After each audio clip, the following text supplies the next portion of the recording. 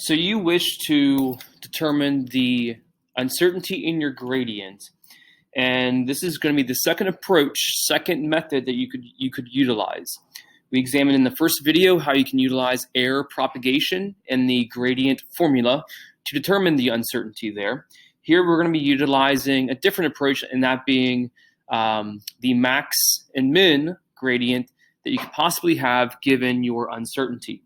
So the very first thing you need to recognize is that chances are with our data, one of the two uncertainties, horizontal or vertical, one of the two is going to be negligible compared to the other. So we know that the horizontal uncertainty is negligible here because it is not visible on the graph. So we're going to be examining only the vertical uncertainty. And how we begin is we take the furthest left and furthest right coordinate, and utilizing, in this case, the vertical uncertainty, we determine the coordinates for the upper and lower bounds of this margin. So I believe it was 1.55. I believe it was 1.55. And got 1.57 and 1.53. And then to the furthest right, I believe is 1.30. So we have 1.32 and 1.28. So we take that and notice the x components did not change.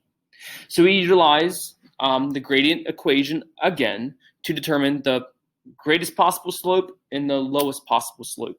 The greatest possible slope given this configuration is going to be from the upper left to the bottom right. So if you look at these two would give us the larger gradient in this range.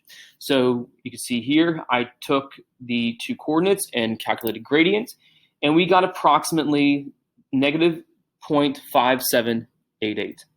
And then, similar approach, I took the lowest left coordinate and the upper right coordinate.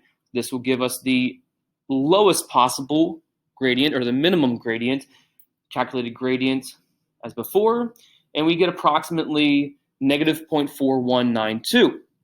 Taking these two values, the maximum slope and the minimum slope, we utilize this equation that looks very familiar as it is our random error equation.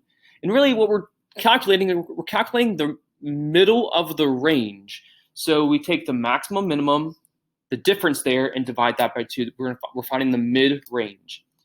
So you see we did that down below, being very cautious of our subtracting and negative situation.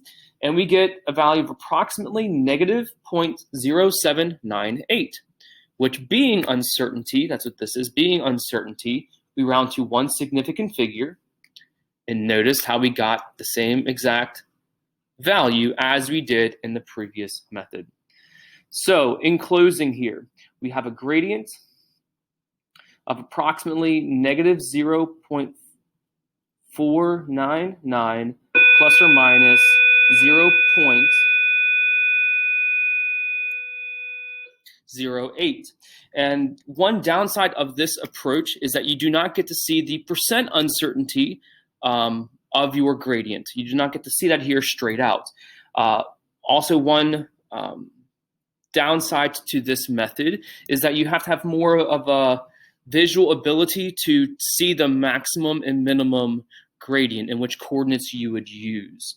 But this one does require less computation, I believe, than the first approach. But this is the second approach to determining the uncertainty in your gradient utilizing the maximum and minimum slope.